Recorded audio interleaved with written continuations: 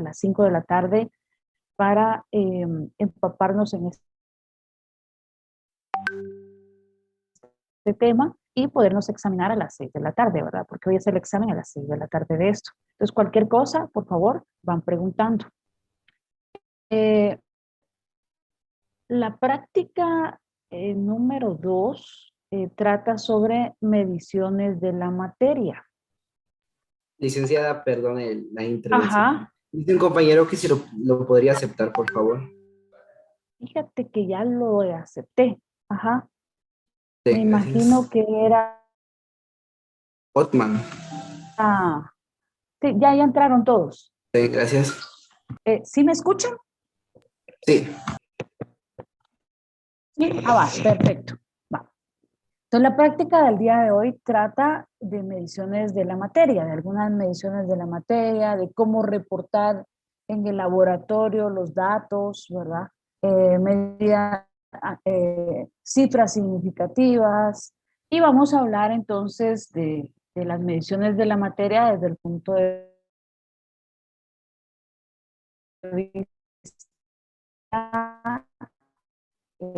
Una magnitud es una expresión que puede ser un resultado, ya sea una lectura de un instrumento o una elección de un dispositivo de lectura que involucra enfrentarnos a un número que habitualmente tiene unidades. Entonces, prácticamente las magnitudes son las mediciones, ¿verdad?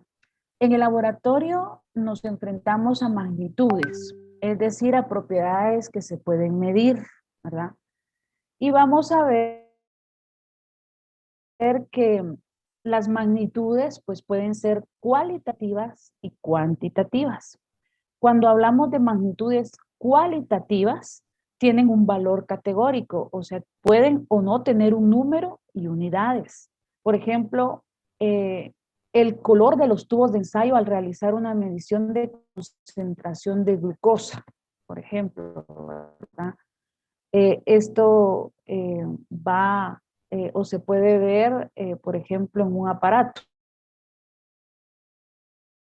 ¿verdad? Entonces, la intensidad del color es medida por el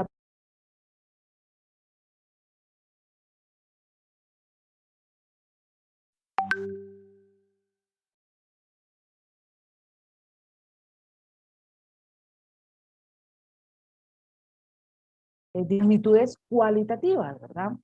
Pero también podemos tener las cuantitativas que, dime, Ingeniera, disculpe, se le está trabando mucho y cuesta entenderle, sí, ingeniera.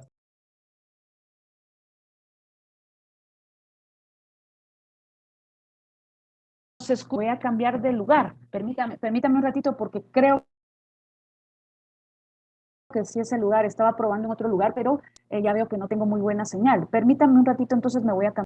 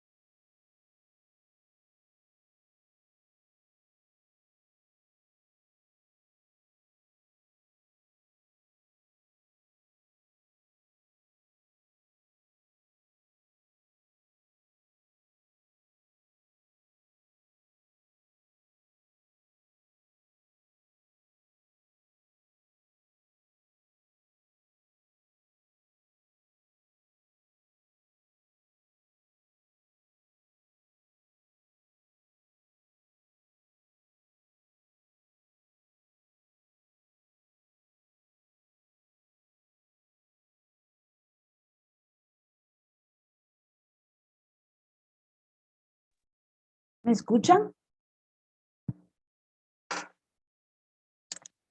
¿Sí? Sí, Ah, perfecto. Muchas gracias. Muchas gracias. Pues, vamos a ver, porque ahorita tengo 32. A ver. Estábamos hablando de las mediciones de algunas propiedades de la materia que vamos a hacer el día de hoy y estaba hablando sobre las magnitudes que van a ser las mediciones de las cuales nos vamos a referir el día de hoy. Pues al final estábamos hablando que las magnitudes pueden ser un resultado, una lectura de un instrumento, una lectura de un dispositivo, que muchas veces involucra a unidades, ¿verdad?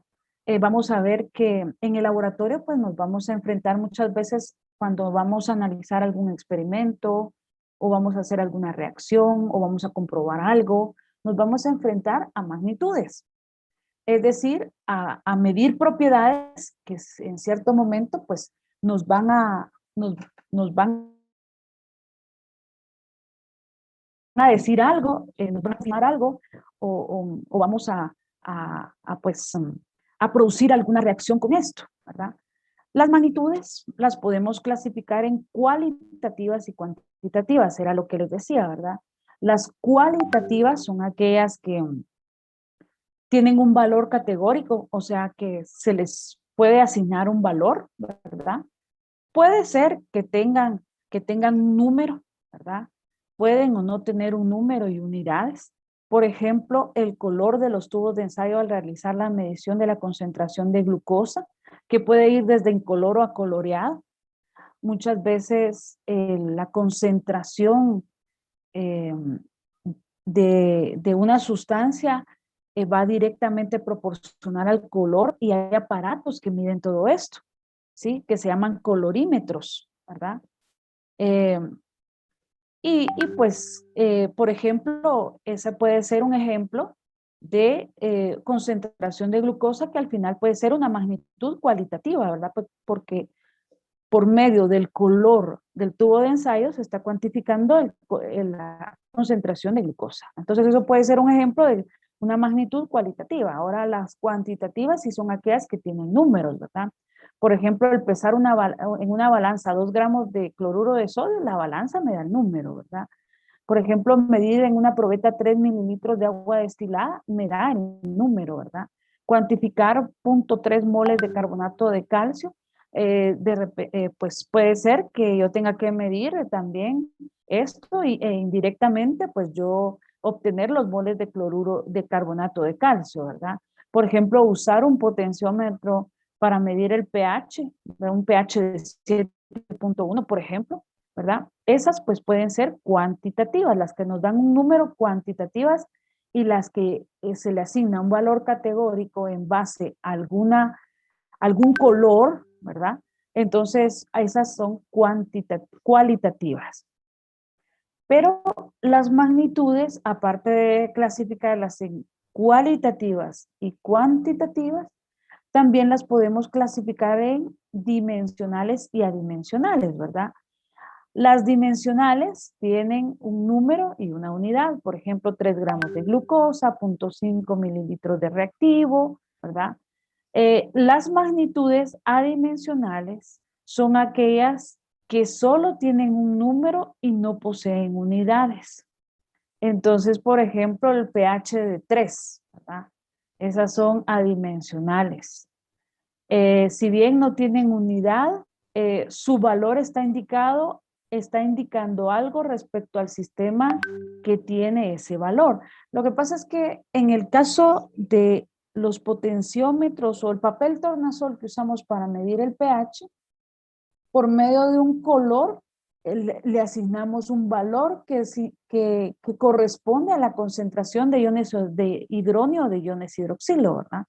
Entonces, a eso se refiere con magnitudes adimensionales, ¿verdad? Cuando ya tienen un número verdaderamente, entonces son dimensionales y adimensionales cuando no tienen un número o poseen, ya digámoslo así, una numeración, pero que está indicando algo, ¿verdad?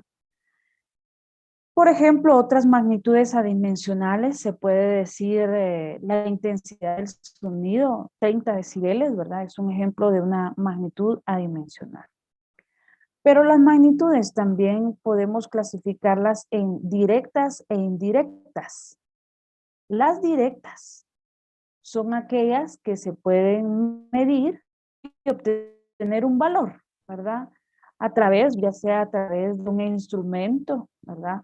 Por ejemplo, medir la longitud con una regla, la masa con una balanza, el volumen con una pipeta, ¿verdad? Entonces nos da, por ejemplo, 2.5 mililitros, 0.5 gramos, ¿verdad? 11.12 milímetros, ¿verdad? Pero en cambio, las mediciones indirectas eh, son aquellas que se obtienen por cálculo a partir de otras mediciones directas, como por ejemplo la densidad. Nosotros podemos sacar la densidad de un sólido, un líquido, un gas, ¿verdad? Pero nosotros sabemos que la densidad se obtiene del coeficiente de la masa por la masa y el volumen, ¿verdad? Entonces, nosotros sacamos la masa directamente, el volumen directamente, y cuando hacemos esa relación, ya sacamos la densidad, que entonces prácticamente la densidad es una medición indirecta de la masa y el volumen, ¿verdad? Eso se refiere con directa e indirecta. Pero una de las cosas que más nos importa el día de hoy es que uno de los desafíos principales en el laboratorio es producir resultados exactos y precisos. Eso es uno de los grandes desafíos de todos los laboratorios, digámoslo así. Lo ideal es conseguir datos que sean fiables, que sean exactos, que sean precisos, ¿verdad? Y cuando hablamos de exactitud se refiere a qué tan cerca del valor verdadero estamos. Y recuérdense que preciso significa que tanto podemos reproducir esas mediciones a la hora de estar cuantificando algo, ¿verdad? Precisión al final significa que tanto lo puedo reproducir o qué tan cercanas están una medida con respecto a la otra. Entonces, lo ideal sería ser lo más preciso y lo más exacto posible, ¿verdad? Pero hay algo bien importante que debemos tomar en cuenta. Cuando se determina una medida, el error o la incertidumbre, digámoslo así, el error es parte ya del proceso de medición eh, que, que tiende, o sea, puede disminuirse, pero no anularse. O sea, siempre puede existir ahí algún más de algún error y siempre va a haber una cierta incertidumbre a la hora de medir. Por eso es que nosotros nos vamos a dar cuenta que muchas veces los resultados se dan con un más menos, que es la incertidumbre con la cual se maneja el aparato donde se está midiendo, ¿verdad? Entonces, sí, es cierto, ese error, ¿verdad? Puede uno disminuirlo, pero muchas veces no es posible anularse. Al medir, se tiene algún grado de incertidumbre, ya que se puede ver afectada a diferentes factores. Por ejemplo, una equivocación humana, una limitación debido al instrumento de medición, una habilidad del científico que está llevando a cabo el proceso, la equivocación de un mal manejo del instrumento de medición, un descuido, una mala obtención de la medición por desconocimiento. Todos esos errores se pueden dar, ¿verdad? Y eso afecta a la medición, ¿verdad? Entonces ya se detectan algunos tipos de errores a la hora de hacer mediciones. Por ejemplo, están los errores sistemáticos y están los errores aleatorios. Los sistemáticos son todos aquellos que tienen una causa definida y es posible corregirlos. Por ejemplo, un equipo, un instrumento mal calibrado. O sea, ¿cómo podríamos venir y corregir esto? Calibrándolo, ¿verdad? Calibrándolo bien. Una medida mal hecha, un cálculo incorrecto, una anotación incorrecta de la medida, ¿verdad? Medí la vuelta y en lo que medí la vuelta y no lo anoté, ya le cambié un número, ¿verdad? Ustedes, o sea, eso puede ser también un filtro del equipo sucio a la hora de hacer alguna medición, por ejemplo, la clase de azúcares se ve en un polarímetro, ¿verdad? Y pasa a través de la luz, pero de repente el filtro está sucio, entonces no lee bien, ¿verdad? Un envejecimiento de lámparas, una balanza descalibrada, un testigo en mal estado, un cambio de soluciones de diferentes kits de medición. Confundí el kit y lo puse en diferente orden, por ejemplo, ¿verdad? También puede originarse puede originarse en el operador, que el operador, por ejemplo, no sepa usar el equipo, ¿verdad? Un mal uso de los topes de las micropipetas, por ejemplo.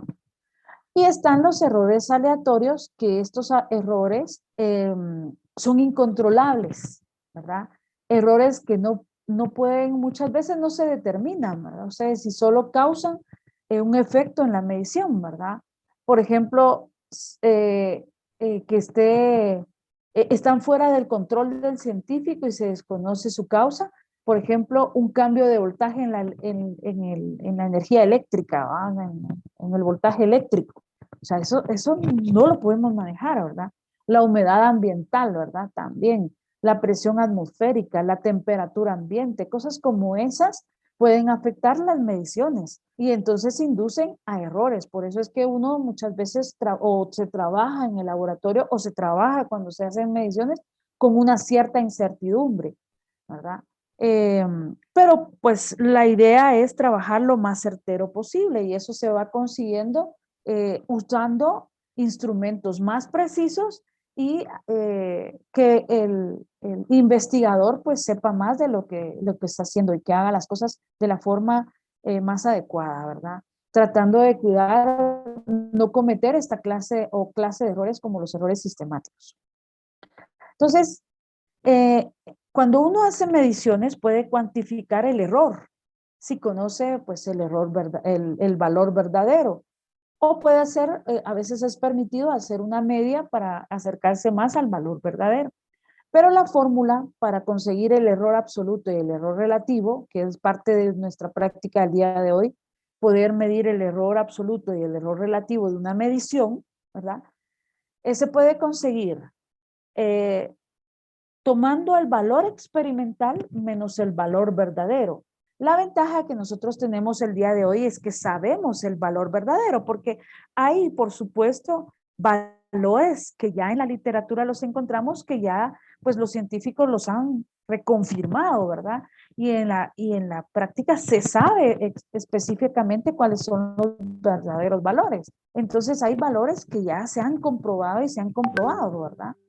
Entonces nosotros hoy vamos a aprovechar uno de esos valores, vamos a sacar el error absoluto a la hora de que nosotros midamos y vamos a sacar el error relativo porcentual. Ahora, podemos sacar el error de una sola medida, es el valor experimental menos el valor verdadero, y cuando sacamos el error absoluto para varias mediciones, sí tenemos que hacer un promedio de las mediciones que hemos obtenido experimentalmente, menos el valor verdadero, y ahí nos da el error absoluto de un conjunto de mediciones.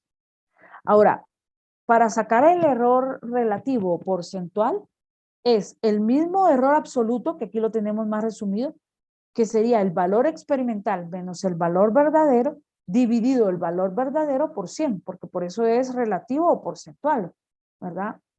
Y también lo podemos expresar como el error absoluto dividido el valor verdadero por 100, ¿verdad? Que es exactamente lo mismo que esto de aquí arriba, solo que aquí lo resumí más, ¿verdad? O está más resumido. Entonces, ¿cuáles son los objetivos de la práctica del día de hoy? Para que logremos conseguirlos. Es importante que ustedes lo sepan, porque eso es lo que se quiere conseguir, que ustedes tengan la capacidad de, ¿verdad? Por ejemplo, efectuar mediciones de longitud, área, volumen, masa, densidad de diferentes materiales. Por favor, aquí voy a hacer un paréntesis. A alguien que tiene duda, que necesite que yo repita algo, rápidamente interrumpe, levanta la mano y pregunta, no hay problema, pero háganlo por favor, porque si yo no voy viendo preguntas y todo, voy pensando que ustedes tienen todo claro y de repente no es así, ¿verdad?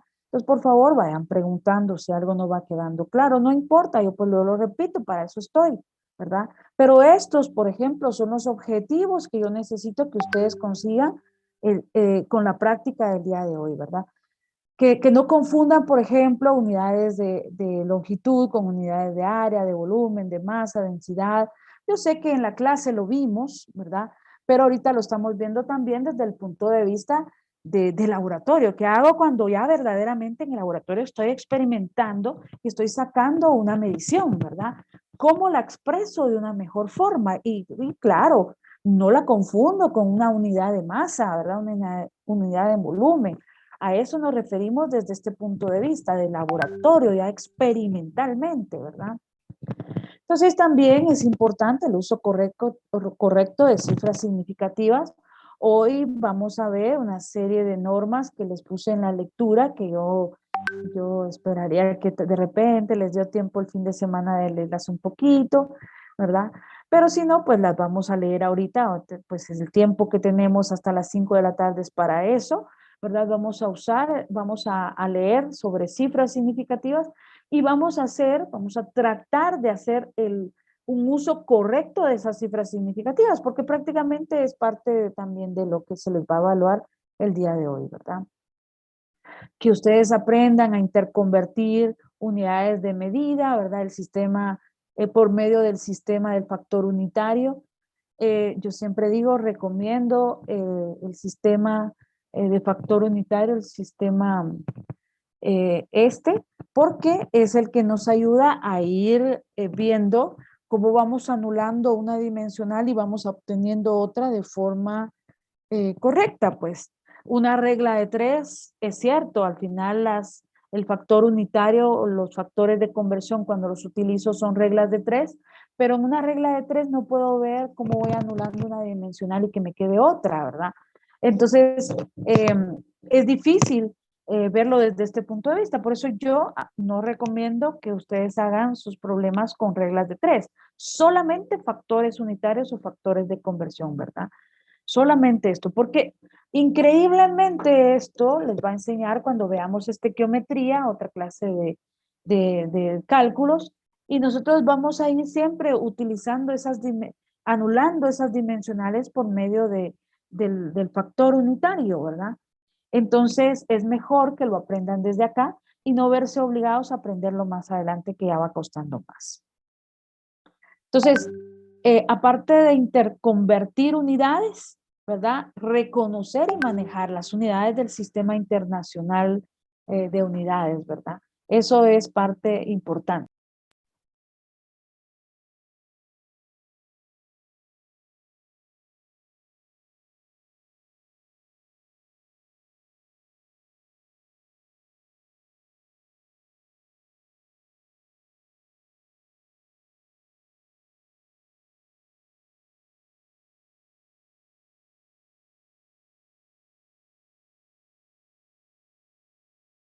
Sí, disculpen, yo fui la que apagué el micrófono. Lo que pasa es que ya les dije a mis hijos que coman, que ya les dejé el almuerzo ahí. Bueno, entonces les decía, ustedes el día de hoy, pues necesito que alcancen estos objetivos, ¿verdad? Que por ejemplo, sepan utilizar los prefijos del Sistema Internacional de Unidades y por supuesto que a la hora de hacer una medición, que es parte de la práctica del día de hoy, a la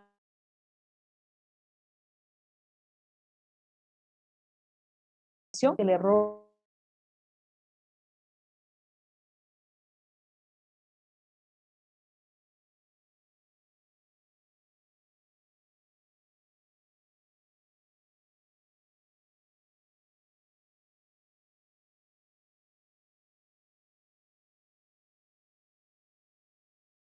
explicar de qué va a tratar todo esto. Pero yo les voy a poner a medir una misma circunferencia 6 veces. Y ustedes se van a dar cuenta que cuando la midan la primera vez, cuando la midan la segunda vez, no es lo mismo. O sea, en algo cambia cuando están midiendo la primera vez que la segunda. Y no digamos la tercera y así nos vamos. Ustedes se van a dar cuenta cuando anoten sus resultados que no les dio, porque no son máquinas, no les dio exactamente lo mismo, ¿verdad? Entonces, eso es parte del ejercicio del día de hoy.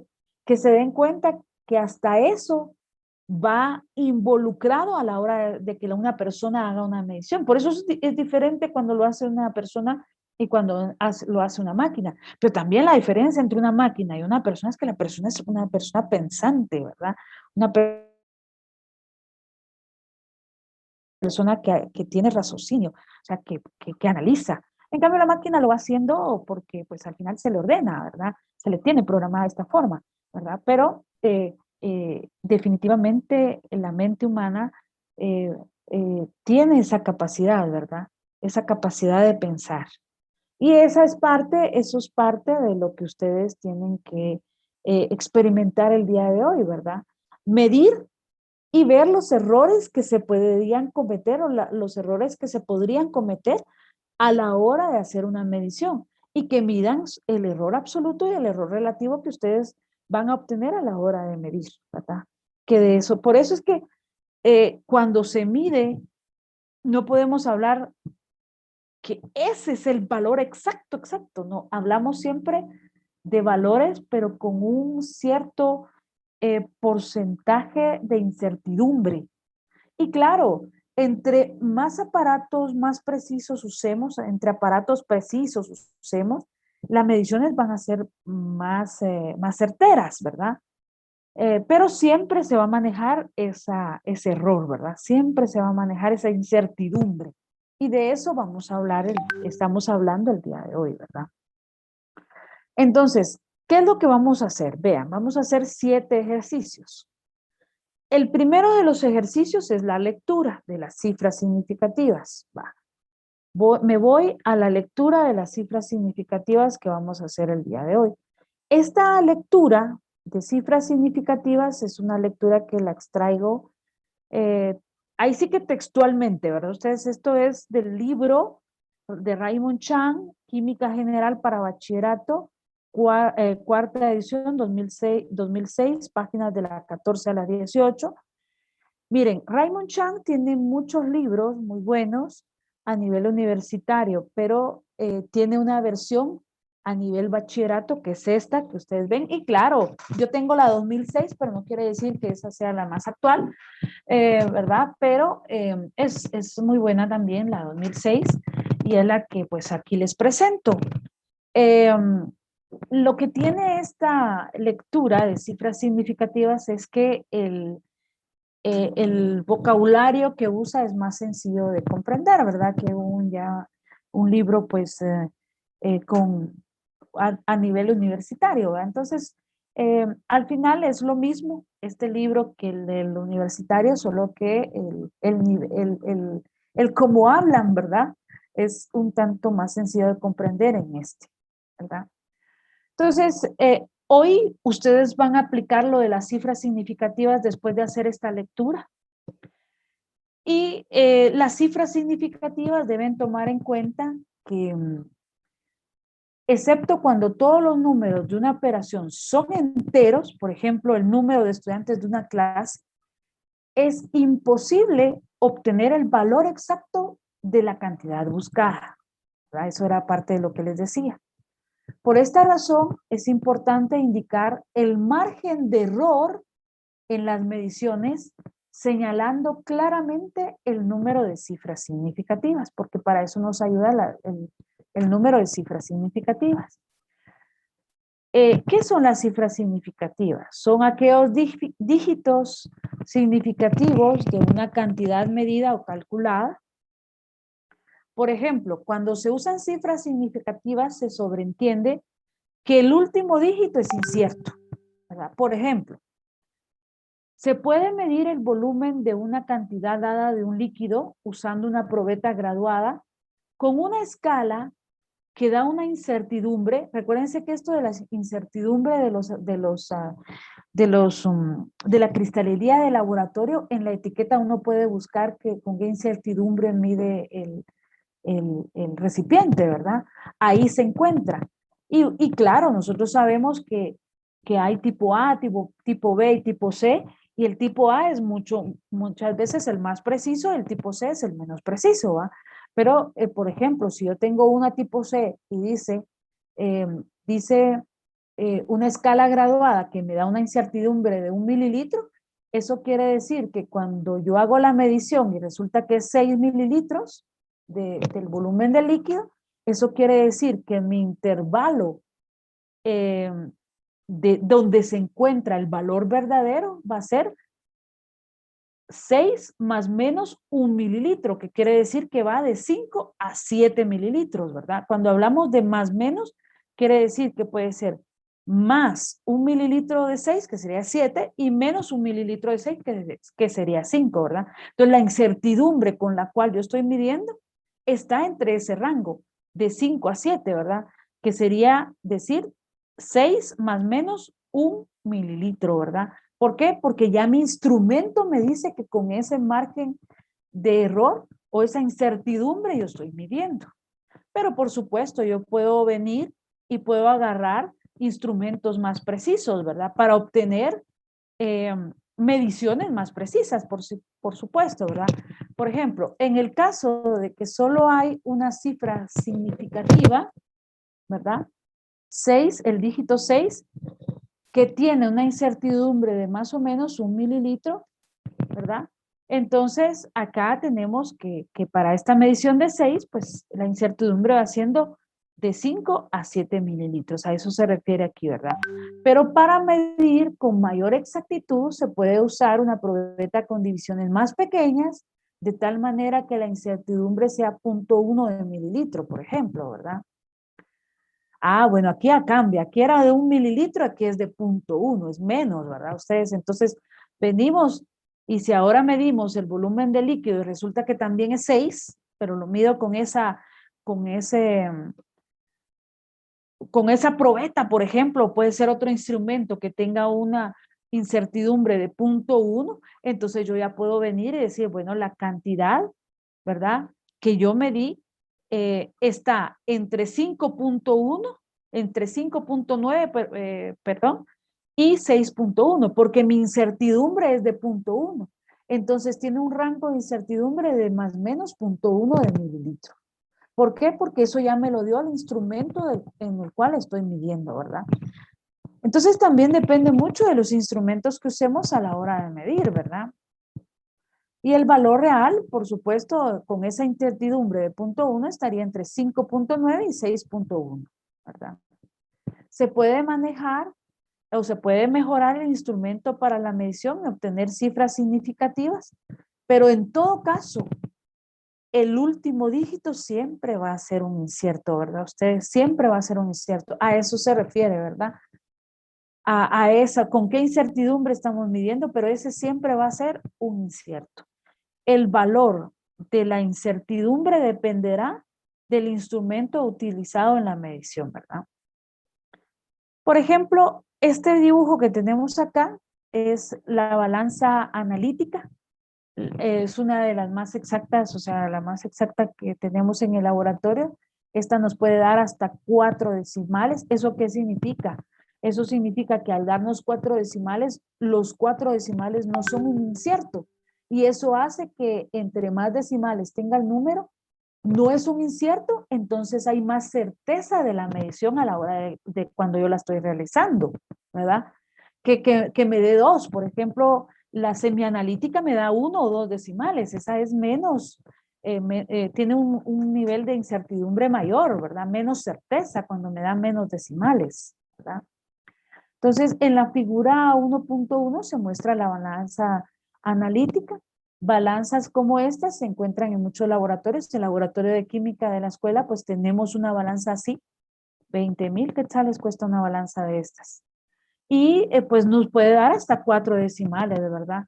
Entonces, ahí podemos tener muchas más cifras significativas, ¿verdad? Mucha mejor certeza y menor incertidumbre, ¿verdad? Tener presente el número de cifras significativas en la medición como la masa asegura que los cálculos realizados con los datos reflejen la precisión de esta medición, ¿verdad? O sea, cuando uno mide con una balanza analítica, la precisión es bastante alta. Pero hoy vamos a aprender algo bien importante, que es una guía cómo utilizar las cifras significativas. En el trabajo científico siempre debe tenerse cuidado de anotar el número adecuado de cifras significativas. En general, es muy fácil determinar cuántas cifras significativas hay en un número si se siguen las siguientes reglas. Entonces, hoy la práctica del día de hoy es hacer muchos ejercicios familiarizándonos con el Sistema Internacional de Unidades, pasando de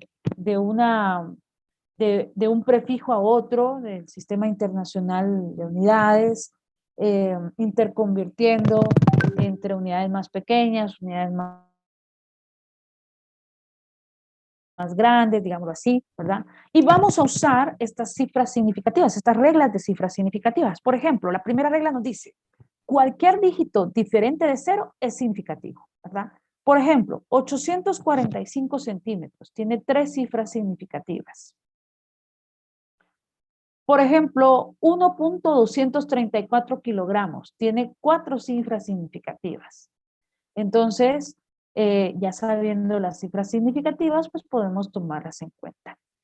Número 2, regla número 2. Los ceros ubicados entre dígitos distintos de 0 son significativos. Por ejemplo, 606, es cierto que tiene un 0, pero como el 0 está entre dígitos distintos a 0, ese 0 vale, ¿verdad? Es significativo, por lo tanto 606 tiene 3 cifras significativas. Por ejemplo, 40.501 kilogramos. A pesar de que ese valor tiene 2 ceros entre cifras diferentes a 0, ahí es donde esos ceros valen. Por lo tanto, esta cifra tiene 5 cifras significativas. Entonces, los ceros que van ubicados entre números diferentes a 0 son significativos. Regla número 3. Los ceros a la izquierda del primer dígito distinto de 0 no son significativos, ¿verdad? Por eso dice un 0 a la izquierda, porque no vale, no es nada, ¿verdad? No tiene valor, ¿verdad? A veces dicen una expresión como esta, porque no tiene valor. Entonces, estos ceros solamente se usan para indicar el punto decimal. Por ejemplo, 0.08 solo nos está diciendo que es un número pequeño, o sea, más bajo que la unidad, ¿verdad? Por donde está el punto decimal. Pero al final, ¿cuántas cifras significativas tiene este 0.08 litros? Solo tiene una cifra significativa, una nada más, el 8. Los ceros a la izquierda no valen. Ajá. Por ejemplo, 0.0000, o sea, es 4 ceros, 349 gramos. ¿Cuántas cifras significativas tiene? 3, porque los ceros a la izquierda no valen, ¿verdad? 3 cifras significativas. Regla número 4. Si el número es mayor que 1, todos los ceros escritos a la derecha del punto decimal cuentan como significativos, ¿verdad? O sea, por ejemplo, 3.040 decímetros. Pues esto tiene 4 cifras significativas, ¿verdad? Porque vale este 0 y vale este 0. ¿Por qué razón? Porque este 0 va entre dos números diferentes a ser, este 0 vale, y este vale porque a la derecha no nos queda incertidumbre de cuál es el número que tenemos aquí, es 0. Por lo tanto, son 4 cifras significativas, ¿verdad? Por ejemplo, veamos, 2.0 tiene 2 cifras significativas, ¿verdad? No hay incertidumbre de cuál va después del 2, es 0. Entonces, tiene 2 cifras significativas. Por ejemplo, 40.062 tiene 5 cifras significativas, ¿verdad? A eso se refiere si el número es mayor que 1, todos los ceros escritos a la derecha del punto decimal cuentan como cifras significativas. Veamos. Solo son significativos los ceros que están al final del número o entre dígitos distintos de 0. Tomar en cuenta eso, ¿verdad? Esto significa que 0.090 kilogramos tiene dos cifras significativas. Y por ejemplo, 0.3005 tiene cuatro cifras significativas. Por ejemplo, 0.00420 tiene tres cifras significativas. Los ceros a la izquierda no valen, ¿verdad? A eso se refiere. Regla número 5. Para números sin punto decimal, ¿sí? Los ceros ubicados después del último dígito distinto de 0 pueden ser o no cifras significativas, ¿sí? También se toma en cuenta eso. Cuando no se tiene un punto decimal, aunque muchas veces se sobreentiende, ¿verdad? Por ejemplo, 400 se sobreentiende que va aquí, ¿verdad? Pero si no se tiene certeza del punto decimal, aunque aquí el punto decimal va aquí después de este 0, es bueno mejor utilizar la notación científica.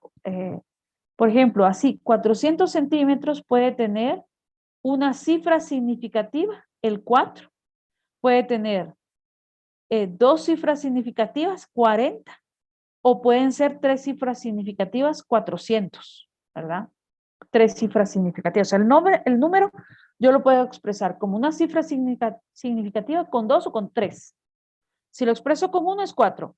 Si lo expreso con 2 es 40. Si lo expreso con 3 es 400, ¿verdad? Pero eso muchas veces tiende a confundir un poquito, a ser ambiguo, ¿verdad? Entonces, para evitar la ambigüedad, muchas veces lo que se recomienda es utilizar la notación científica para esto, ¿verdad? O sea, no es posible saber cuál es la cantidad correcta si no se tiene más información. Sin embargo, utilizando la notación científica, se evita esta ambigüedad. En este caso particular, se expresa el número 400 como 4 por 10 a la 2, para cuando hay que expresarlo con una cifra significativa, 4.0 por 10 a la 2 para dos cifras significativas, o 4.00 por 10 a la 2 para tres cifras significativas, ¿verdad? O sea, se puede expresar de esas formas. Ahí hay algunos ejercicios para que ustedes pues practiquen. Ahora, muchas veces ustedes preguntan o se han preguntado o le preguntan a uno, mire, ¿cuántas cifras significativas debo poner cuando hago una suma, una resta, una multiplicación o división? Pues aquí están las reglas. Una segunda serie de reglas explica cómo manejar las cifras significativas en los cálculos. Por ejemplo, cuando es una suma o es una resta, ¿cómo se debe expresar las cifras significativas? A ver. Entonces se expresa de la siguiente suma, de la siguiente forma, perdón. El número de cifras significativas a la derecha, disculpen, esto se me quedó. Ahí está. El número de cifras significativas a la derecha del punto decimal en la operación final está determinado por el número más pequeño de cifras significativas a la derecha del punto decimal en cualquiera de los números originales.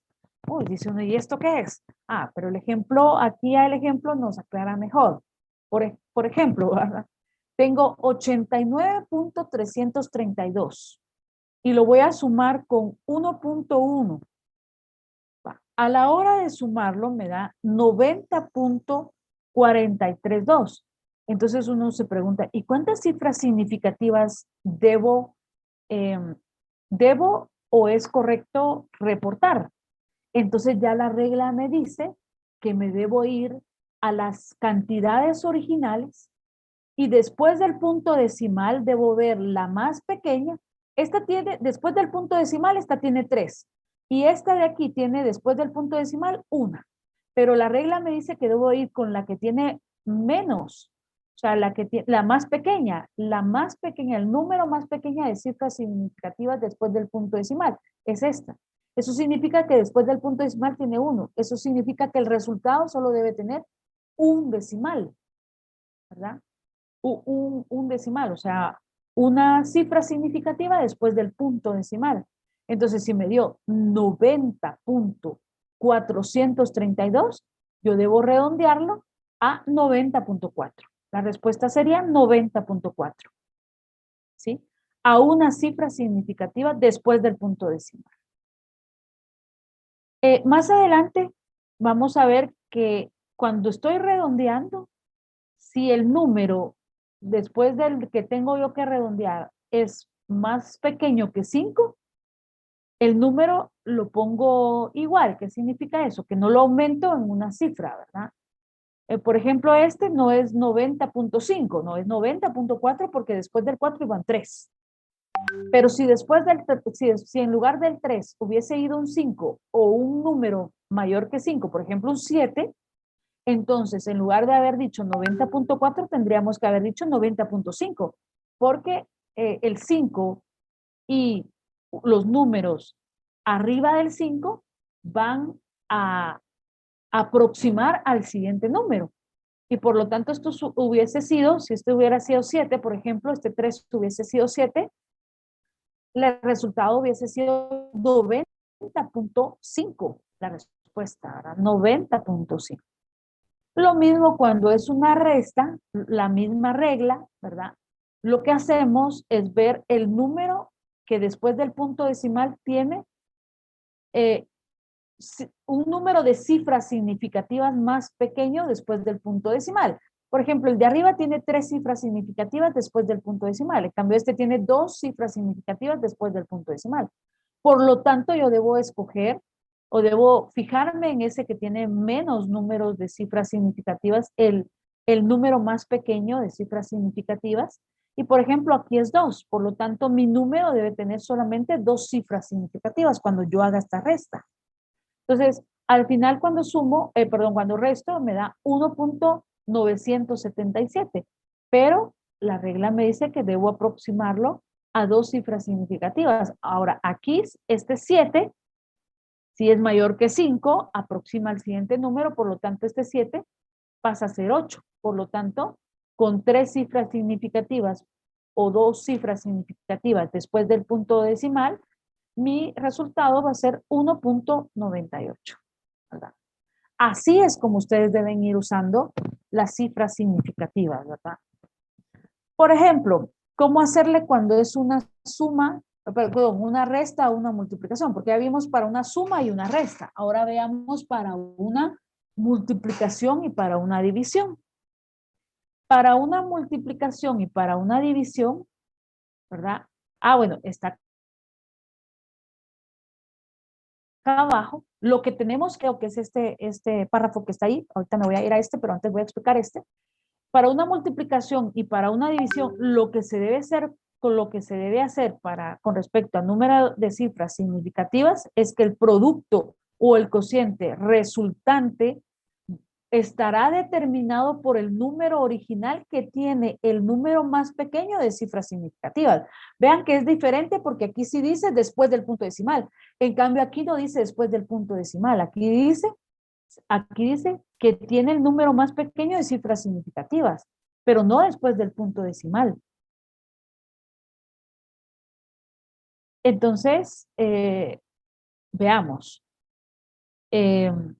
Por ejemplo, si yo multiplico 2.8 que el 2.8 tiene 2 cifras significativas, por 4.5039, que 4.5039 tiene 5 cifras significativas, el resultado me va a dar 12.61092.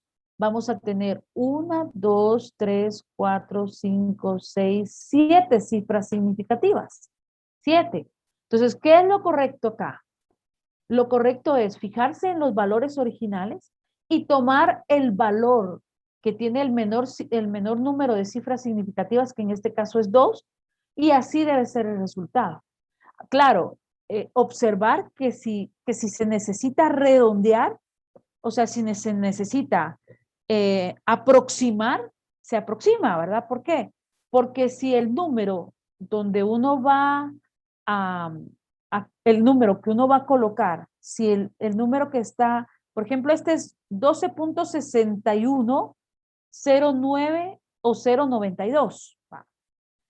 Como tenemos, como el número más pequeño tiene dos cifras significativas, y si nosotros necesitamos colocar dos cifras significativas, el número que va después de esas dos cifras significativas es 6. Como es un número mayor que 5, ni siquiera es igual a 5, sino que es mayor que 5, aproxima el 12 a 13.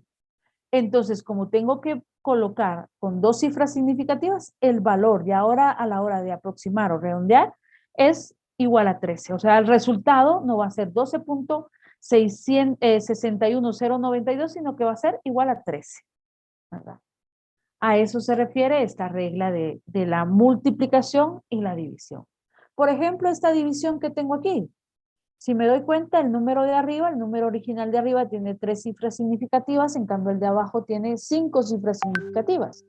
A la hora de dividir, me da me da un montón de cifras significativas. ¿Qué es lo correcto que yo debo poner y cómo redondear también, verdad? Pues me doy cuenta que el valor más pequeño es el que tiene 3 cifras significativas, por eso tengo que reportar mi producto, mi coeficiente resultante tiene que ser igual a tener 3 cifras significativas. Entonces, como da 0.0, yo sé que esos ceros no valen porque son a la izquierda, ¿verdad? Yo tendría que reportar hasta el 611 porque necesito tener 3 cifras significativas, pero después del 1 yo veo que tengo 3, entonces eso no aproxima al siguiente número, por lo tanto, ya redondeando, mi número sería 0.0611 y ese sería el resultado. A lo que se refiere aquí arriba es que el procedimiento para el redondeo es el siguiente. Para redondear un número hasta un cierto punto simplemente se elimina los dígitos que siguen al primer número, al primero que se conserva y que sean menores que 5. Así, por ejemplo, 8.724. Si se redondea a 3 cifras significativas, este 4 no aproxima al 2, por lo tanto es 8.72. Si se quiere solo 2 cifras significativas, ¿verdad? Entonces, bueno, si se quiere solo 2 cifras significativas, sería solo 8.7, ¿verdad? Este 2 tampoco aproxima, ¿verdad? Va. Si el primer dígito que se sigue al punto del redondeo es igual o mayor que 5, se añade un dígito que le precede, ¿verdad? Así, por ejemplo, 8.727, este 7 se aproxima a este 2 a 3, por lo tanto se redondea a 3 cifras significativas, 8.73, ¿verdad? Por ejemplo, este 0.425, como es 5, este se aproxima a este 2 a 3 y por lo tanto se redondea a 0.43, ¿verdad? Entonces, de esta forma se va redondeando. Debe tenerse en cuenta que los números exactos obtenidos por definición, por ejemplo, un pie es igual a 12 pulgadas, ¿verdad? Donde 12 es un número exacto, o al contar varios objetos pueden considerarse formando un número infinito de cifras significativas, ¿verdad? Entonces hay números que efectivamente son exactos y al final tienen un número infinito de cifras significativas. Eso se conserva, ¿verdad? Perfecto. Ahora, es importante saber que cuando uno está haciendo cálculos de un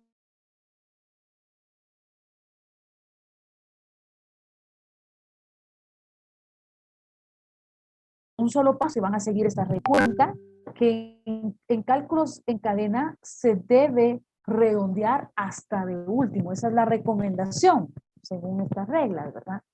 ¿Por qué? Porque, por ejemplo, acá se tienen 2 ejemplos, aquí, cabal, explicando eso.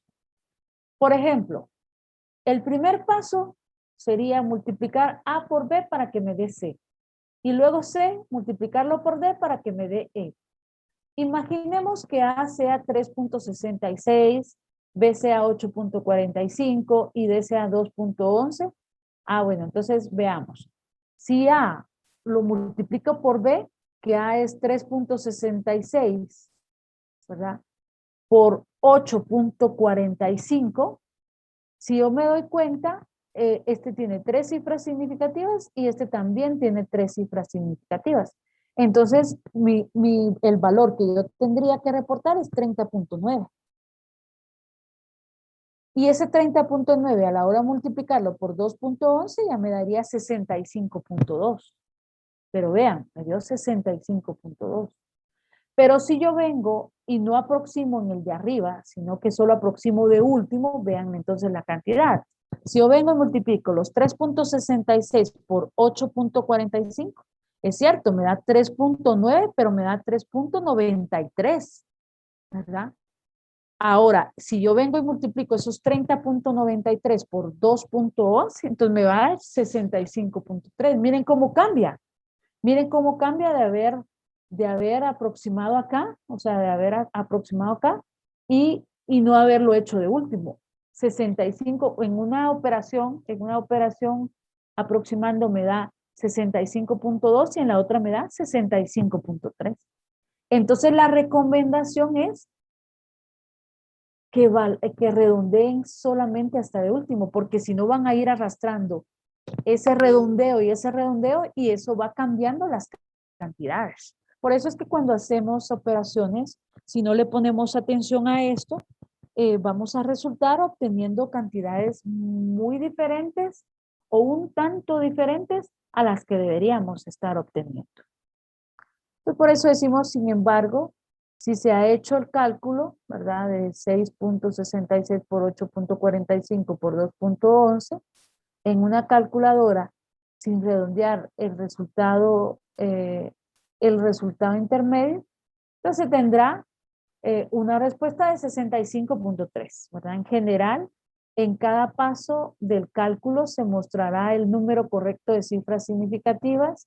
Sin embargo, en los ejemplos mostrados en este libro, solo la respuesta final se redondea al número de cifras significativas. En las respuestas para todos los cálculos intermedios se añade una cifra significativa de más, ¿verdad? Pero eso ya lo hace el libro porque esa es la recomendación. Y por último, pues estaba que utilicen ustedes el concepto de exactitud y precisión, ¿verdad? Que es exacto, que es preciso, ¿verdad? A eso se refiere con esto, ¿verdad? Que cuando decimos exacto, que tanto nos acercamos al valor real y que tan precisos, que tanto podemos reproducir esas unidades, ¿verdad? Esas cantidades, esas mediciones.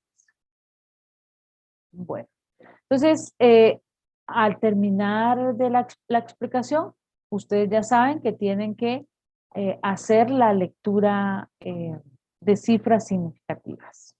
Ya se sientan a leerlo y a digerirlo más despacio. Dime. Ajá, dime.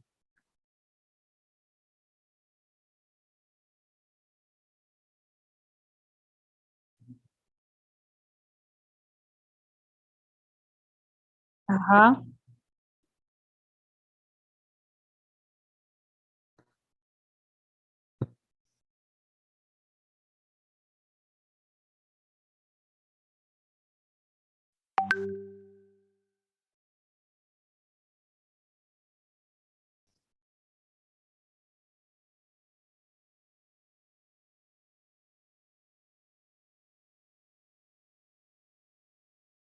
Se queda ahí sin aproximar. O sea, entiendo que tú estás diciendo que el 4 sería el que va a aproximar al último número, pero después de ese 4 va un 5. Bueno. Ajá, pero ese se aproxima, es que tiene que ser 5 o mayor que 5. Ese se aproxima.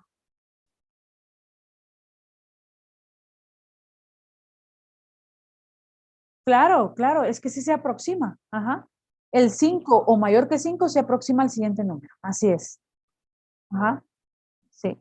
Ahora, ponle que hayan menos cifras significativas. Lo que había entendido al principio es que te venías en cadena, ¿no? Y eso no, ¿verdad? No, no, no. Por ejemplo, el 4 sí no aproxima al siguiente número, pero el 5 sí, ¿verdad?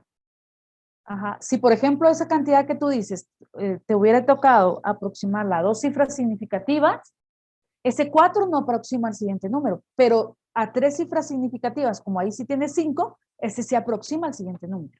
Ajá. ¿Sí? No sé si me entendiste eso.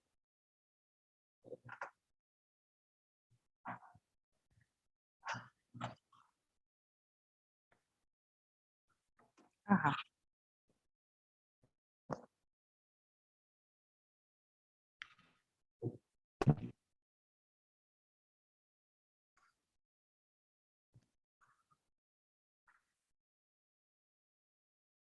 Sí.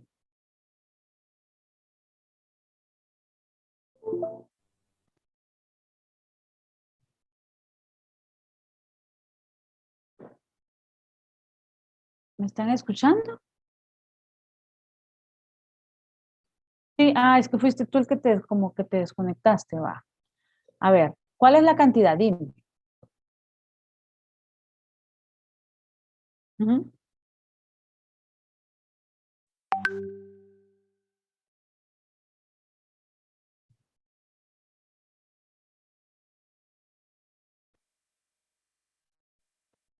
Un 5. Va. Y solo se desean tres cifras significativas, entonces ahí sí, este 5 se aproxima a este 4, ¿verdad? Y entonces el valor sería 325. Así sería con tres, perdón, aquí sería cuatro cifras significativas. No, estos son cuatro. Me dices con tres cifras significativas. Ah, ah, no, no, no, no, no, no, ahí sí no, ahí sí no. Ahorita te digo. Va. Entonces, con tres cifras significativas, te quedaría, con tres cifras significativas, este 4 no aproxima este 2, por lo tanto, tendrías que colocar 2.32 con tres cifras significativas. Ahora, ahora, con cuatro cifras significativas, este 5 se aproxima a este 4. Por lo tanto, con 4 sería 2.325 aquí. Ahí sí, porque este 5 se aproxima a este 4, pero este 4 no aproxima a este 2. Ajá. Entonces, con tres cifras significativas sería así y con cuatro sería así.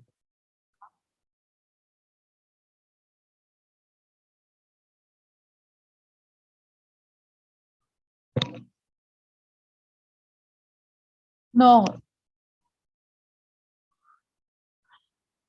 sí, o sea, si yo se los pido con tres cifras significativas.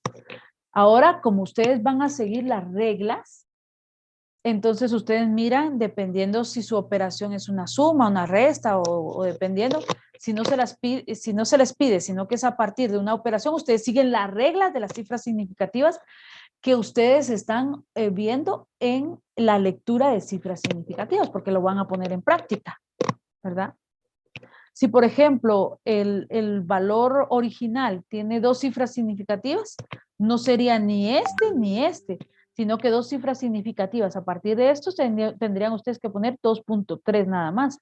Y 2.3 porque este 2 no aproxima a este 3. O sea, así sería el resultado, ¿verdad?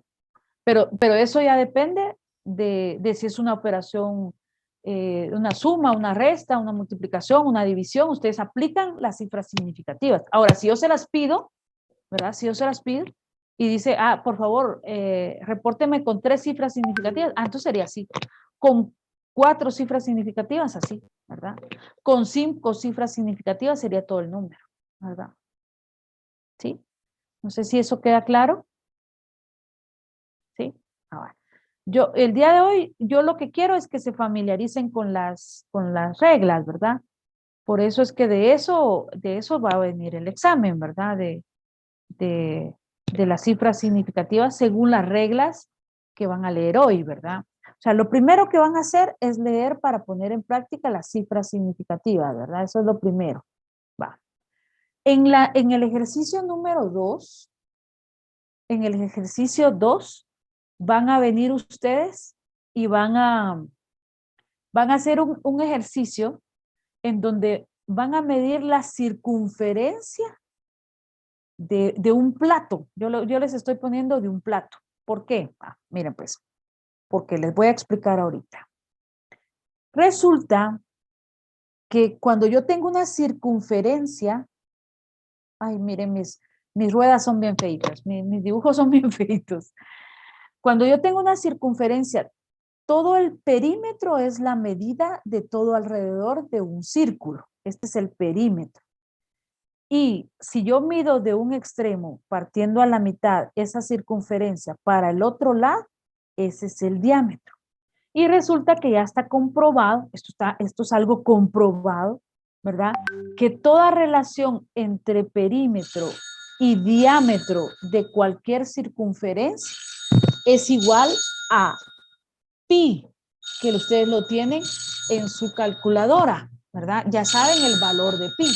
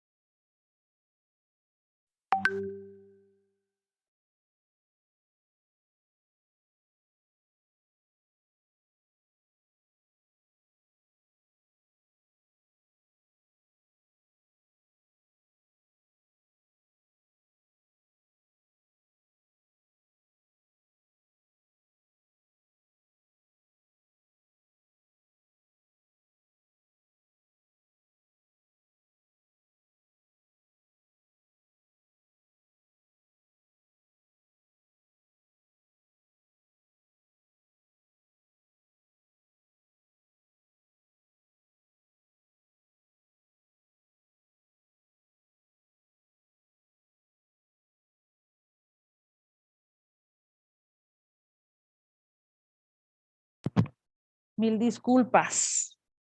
Mil disculpas. Pues les comentaba que toda circunferencia, la relación entre perímetro y diámetro, la relación entre perímetro y diámetro siempre da pi. ¿Y cuánto es pi? A ver. 3.14. 3.1416, que ustedes ya lo tienen en su calculadora. Es un valor que ya está comprobado. O sea, ya lo han llegado a determinar y inclusive fíjense que es un número irracional, ¿verdad? Que por lo mismo es continuo y finito. Tiene un montón de decimales, ¿verdad ustedes? Pero lo tienen ustedes ya incluido, ya se sabe cuál es, y lo tenemos incluido en la calculadora porque Ya se sabe cuál es el número, ¿verdad? Se representa por la letra griega esta, ¿verdad? Que representa el pi, ¿verdad? Es el pi. Ajá. Entonces, ¿cuál es el ejercicio que vamos a hacer nosotros el día de hoy? Como conocemos el valor verdadero de pi, ¿verdad? Que es 3.1416, y si queremos llegar a saber todos los demás decimales, los podemos averiguar y eso ya está comprobado. Vamos a determinar experimentalmente el pi 6 veces. ¿Qué significa eso? Van a agarrar ustedes en su casa y van a usar su creatividad como ustedes quieran. Van a agarrar un plato de su casa o si no tienen ahí a la mano un plato, cualquier cosa redonda que tengan ahí a la mano, van a venir ustedes y la van a tomar, no importando el tamaño, no importando, porque la relación siempre entre perímetro y diámetro de cualquier circunferencia es pi. Entonces van a medir experimentalmente, o sea, lo van a hacer, van a medir alrededor y luego van a medir el diámetro y van a sacar un primer pi, ¿verdad? Van a volver a medir y se van a ir dando cuenta que entre una medición y otra siempre hay variabilidad. Van a medir el perímetro, el diámetro y van a sacar el segundo pi. Van a medir el diámetro, perdón, el perímetro y el diámetro y van a sacar el tercer pi. Y así se van a ir. Van a sacar 6 veces el pi y cuando ustedes ya tengan 6 veces el pi, ¿verdad? Entonces van a hacer un promedio, ¿verdad? Van a sumar todos los pi y lo van a dividir dentro de 6 y entonces les va a dar el valor promedio de pi. El valor promedio de pi. Eso van a obtener. Entonces, con el valor promedio de pi, ustedes van a venir y van a sacar el error absoluto y el error relativo de sus mediciones. Las fórmulas son las que les di que están arriba, ¿verdad? El error absoluto, el error relativo. Y cuando ya obtengan el error absoluto y el error relativo, en base a eso, ustedes van a analizar sus resultados y van a ver qué tan precisos y qué tan exactos fueron y van a concluir, bueno, fui precisa, fui exacta, no fui precisa, no fui exacta. Y de eso se trata el ejercicio, ¿verdad? De que a la hora de hacer ustedes experimentalmente sus mediciones, averigüen qué tan precisos y qué tan exactos fueron. De eso se trata. Es el ejercicio número 2. ¿Dudas sobre esto? No, ingeniera. Perfecto, muchas gracias. Va, entonces ese es el número 2.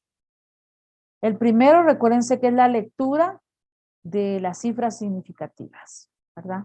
Va. Luego van a venir y van a hacer el ejercicio número 3 para familiarizarse con longitud y para saber cómo expresar en el caso de que estemos midiendo esto en el laboratorio, ¿verdad? Que lo querramos expresar con las reglas de las cifras significativas, que es lo correcto. Aparte de familiarizarse con las unidades del sistema internacional. Va, entonces, van a medir la longitud. Y es que lo que yo necesito hoy es que ustedes ustedes diferencien entre una unidad de longitud y una de área, por ejemplo, de masa o de volumen. El otro día alguien me decía, fíjese que yo necesito algo, me preguntaba de qué significa mm, pues milímetro, le dije yo. No, pero es que yo quería expresar mililitro, es que mililitro es ml, no es ¿verdad? Entonces, que ustedes no confundan las unidades de longitud, por ejemplo, con las unidades de volumen. Mililitro es volumen, milímetro es longitud. La longitud se considera como la dimensión de una línea o de un cuerpo considerando su extensión en línea recta, por ejemplo. O puede considerarse la dimensión mayor en una figura plana, ¿va? Tengo un rectángulo, ¿y cuál es la longitud o el largo que decimos? Es la que tiene mayor cantidad de centímetros, si lo estoy midiendo en centímetros, ¿verdad? O puedo venir a decir, es la medida de la materia en una dirección, pero es la dirección más larga, ¿verdad? Eso es la longitud, ¿verdad? Es como quien dice la medida de la materia en su dirección de mayor tamaño, ¿verdad? Entonces, para familiarizarse hoy con la longitud, van a venir ustedes y van a agarrar una escoba, porque yo me puse a pensar, ¿qué es lo que tienen en la casa? Una escoba. Bueno, si no tienen una escoba a la mano, pues entonces hagan un aproximado ustedes de cuánto podría medir una escoba y ese dato utilice, ¿verdad? Si no tienen la escoba a la mano. Entonces van a agarrar el valor de la escoba de su casa y van a expresar en metros, pulgadas, pies, kilómetros, millas, terámetros, megámetros, gigámetros, centímetros, decímetros, milímetros, micrómetros, nanómetros y femtómetros. ¿Por qué? Porque van a familiarizarse con unidades de longitud y van a familiarizarse con prefijos, ¿verdad? Ya cuando empiecen a hacer el primero ya se van a dar cuenta que pareciera que está usando uno planas. ¿Por qué? Porque lo único que uno necesita es saber el significado de cada uno de los prefijos y ahí se va. Uno mismo fabrica su propio factor de conversión, ¿verdad? Entonces, por eso esto termina siendo sencillo al final, ¿verdad? Esa es la número 3, para que se familiaricen con longitud.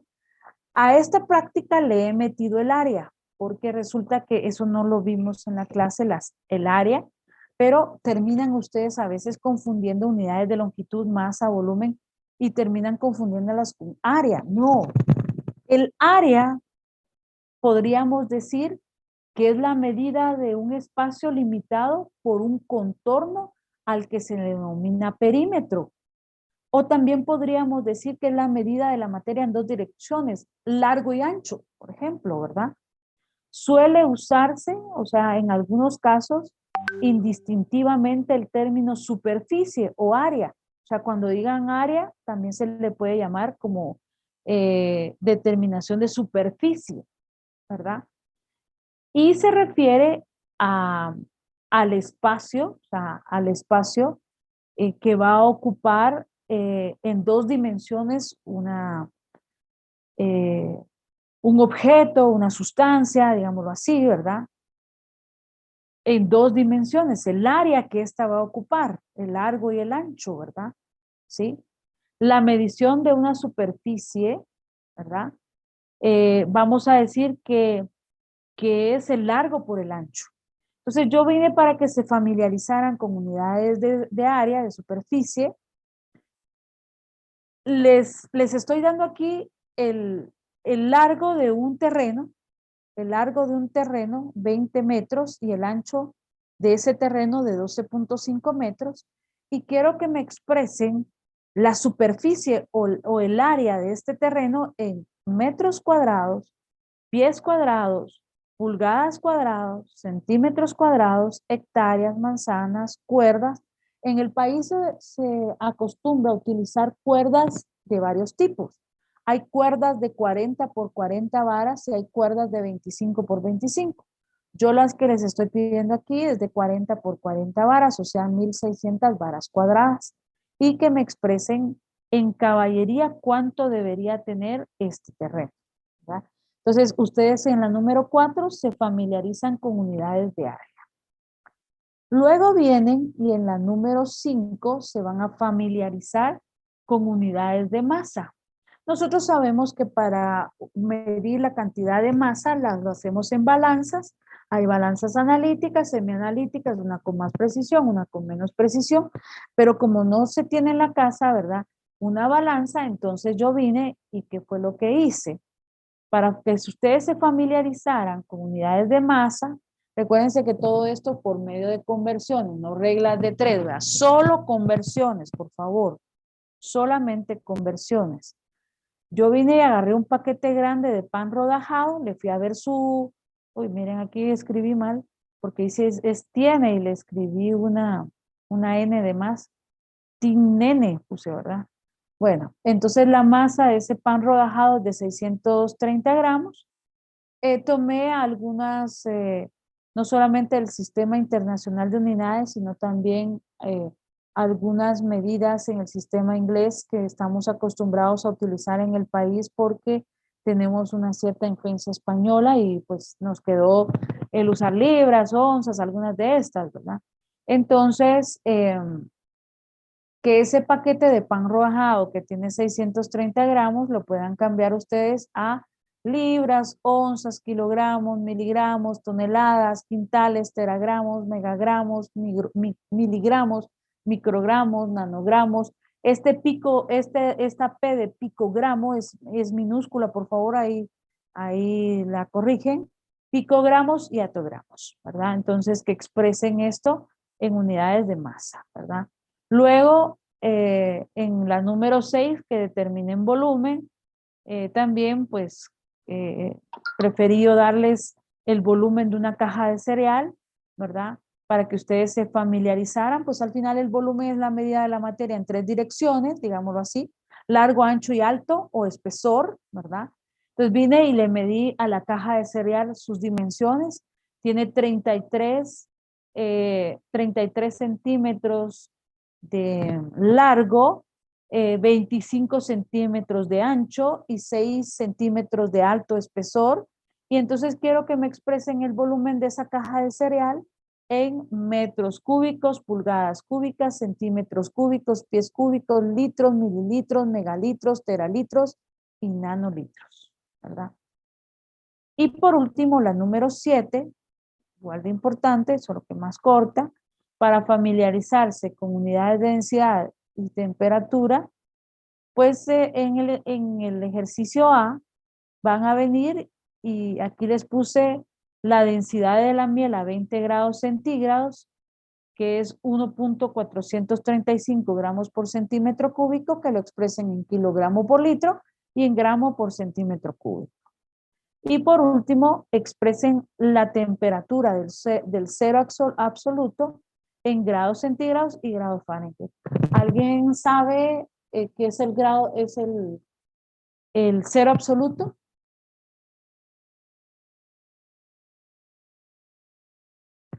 Nadie sabe qué es el cero absoluto, ¿no? Vale, les El punto de cuento. congelación del agua. No, el punto de congelación del agua son los 0 grados centígrados. No, no es esa. El cero absoluto es los 0 Kelvin. Los 0 Kelvin. Recuérdense que en química usamos y cuando ya se está haciendo algo de forma científica, la temperatura se utiliza en Kelvin. Entonces el 0 Kelvin es el cero absoluto. Les cuento que es cuando la materia deja de moverse, es cuando no tiene ya movimiento. No ha podido llegarse al cero absoluto de temperatura, a que la materia no tenga nada de movimiento. No, nunca se ha llegado a eso. Se ha llegado cercano al cero absoluto, pero no al cero absoluto. En el condensado de Bose-Einstein se ha llegado cerca del cero absoluto, pero no se ha llegado al 0 Kelvin. Entonces lo único que ustedes tienen que hacer acá es convertir los 0 Kelvin a grados centígrados y a grados Fahrenheit. Eso es todo lo que hay que hacer acá. Es sencillísimo, ¿verdad? Y una tarea que les estoy dejando, que esta tarea es sobre familiarizarse con los métodos de separación de mezclas, página 38 y 39 del libro de Santillana. Yo sé que el libro de Santillana lo regalaron, lo devolvieron a la biblioteca, no lo regalaron. Lo regalaron, lo tuvieran ustedes, pero ya no serviría para otros compañeros. Lástima, porque el curso no ha terminado, entonces no tendrían que haber devuelto ese libro. Cuando les pidieron el libro en la biblioteca, aclararles que no habían recibido química aún, entonces ¿por qué devolverlo? No tenía sentido. Si era para que ustedes lo pudieran usar en este segundo cuatrimestre, ¿verdad? Pero bueno. Desde el año pasado no lo estaban pidiendo. Y ahorita no, pero es que eso es lo que no lo comprendo. Si el libro es para que lo usen, para eso están. Entonces no tenía sentido pedirles por tenerlo en la biblioteca guardado, para nada sirve eso. Entonces había que tenerlo efectivamente con ustedes. Lo iban a devolver ahorita al final del curso, ¿verdad? Pero bueno, vaya. Lo que voy a hacer es para que se familiaricen con métodos de separación de mezclas, que yo quisiera que vean la página 38 y 39. La voy a escanear y como es una tarea para familiarizarse para la siguiente práctica en esta semana, yo les voy a escanear la página 38 y 39. Yo sí tengo el libro y entonces se los voy a compartir en la plataforma para que ustedes lo vean, ¿verdad? Bueno, y esos son los ejercicios del día de hoy, ¿verdad?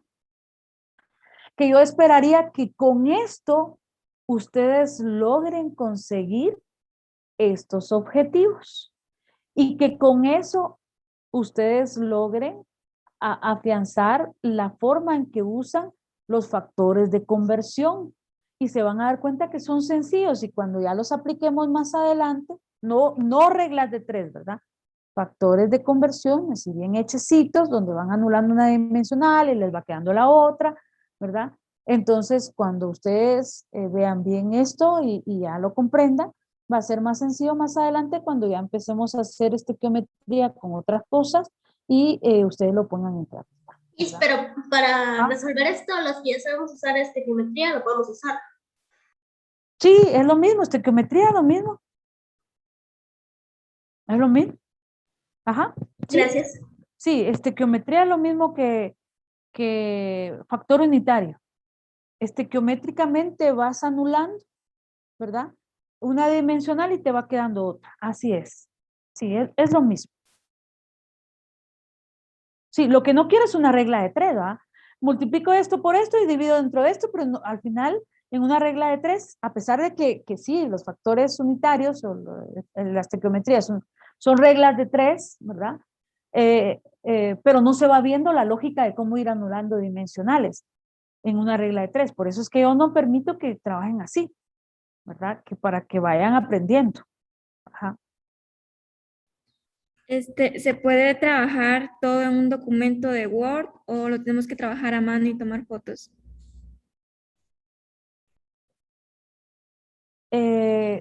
Como yo lo que quiero es que ustedes aprendan y si a ustedes se les facilita hacerlo en una página de Word, lo pueden hacer ahí, no hay ningún problema, lo pueden hacer ahí. Si quieren, si son de aquellos que necesitan tener un papel y lápiz y hacerlo ahí, también yo soy muchas veces de hacerlo en papel y lápiz, va ustedes, pero de repente me van a decir ahí que como tengo un poquito más años que ustedes, me gusta utilizar lápiz y papel, lo que les resulte mejor, no hay ningún problema, cualquiera de los dos, porque lo que yo quiero es que aprendan, ¿verdad? Ya sea lo hagan en Word o lo hagan en un papel, no hay ningún problema, pero que lo hagan, ¿verdad? Eso sí, que lo hagan, porque esto los va a preparar a ustedes para el examen de las 6 de la tarde, yo esperaría eso, ¿verdad? Son pocas preguntas lo que viene en el examen corto. Ajá. Miss, ¿esto es práctica o se lo tenemos que entregar en alguna fecha? Sí, esto es práctica y voy a poner una pestaña, una pestaña en la plataforma para que lo entreguen ahí. Inclusive, fíjense que el otro día en el grupo 1 les cuento que les dejé un poquito más de tiempo, pero porque pues estaba el fin de semana. Con ustedes, pues ustedes sí tienen que trabajar en este tiempo porque no tenemos más tiempo y además el examen ya va a ser a las 6 de la tarde, entonces no tiene sentido hacerlo después de las 6. O sea, sí tiene sentido, pero no para el examen, ¿verdad? Porque se supone que esto los va a preparar para el examen. Entonces lo pueden hacer en grupos. Si alguien quiere hacerlo en grupos, o sea, si quieren juntarse, lo pueden hacer en grupos. ¿Por qué lo digo así? Porque hay personas que aprenden mejor en grupos, hay personas que aprenden individualmente, ¿verdad? Hay diferentes inteligencias, algunos puede ser que les cueste esto, ¿verdad? Y hay otros que no les cueste esto, entonces se van ayudando entre ustedes.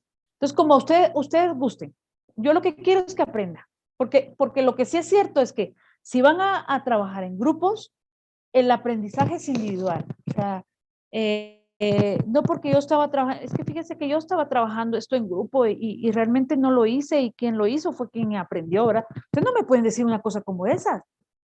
No, porque la finalidad es que aprendan, no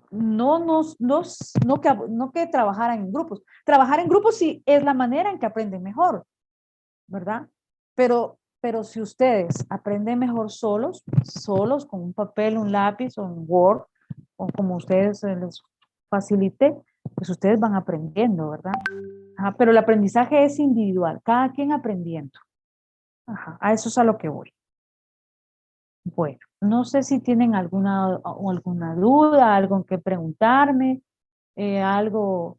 Bueno, miren pues, la forma en que estamos trabajando es que yo doy la explicación, luego les dejo tiempo para que trabajen sus ejercicios y todo, lean, bueno, aquí van a leer sobre cifras significativas, van a poner en práctica, y a las 4:30 nos volvemos a conectar. Si ustedes se dan cuenta, yo al WhatsApp ya les mandé el link para que nos conectemos a las 4:30 y que hagamos el resumen de lo que ustedes, de los ejercicios que ustedes hicieron y que discutamos sobre las conclusiones, ¿verdad? De cómo tuvieron que haber hecho los ejercicios. Si tienen alguna duda, lo preguntan ahí, ¿verdad? Y entonces, en media hora, vamos haciendo la conclusión, terminamos entre 5 y unos cuantos minutillos por ahí, y a las 6 de la tarde, pues el examen, ¿verdad? Y así vamos a estar trabajando. Cualquier cosa que ustedes tengan duda, también me pueden plantearlo. Ahorita que vamos a estar desconectados al chat, también, ¿verdad? Ajá, no hay ningún problema. Bueno, pero todos trabajando en este momento, ¿verdad? Con su calculadora, para que a las 6 de la tarde ya estén listos para el examen corto de la práctica 2, ¿verdad? La práctica 3, pues con ustedes la vamos a recibir el día viernes en la mañana y el viernes en la tarde es el examen, ¿verdad? El tercer examen corto. Ajá. Si ustedes se dan cuenta, vamos rapidísimo a ustedes porque prácticamente en 4 semanas hemos hecho los 6 exámenes cortos y hemos visto las 6 prácticas de laboratorio. Ujú.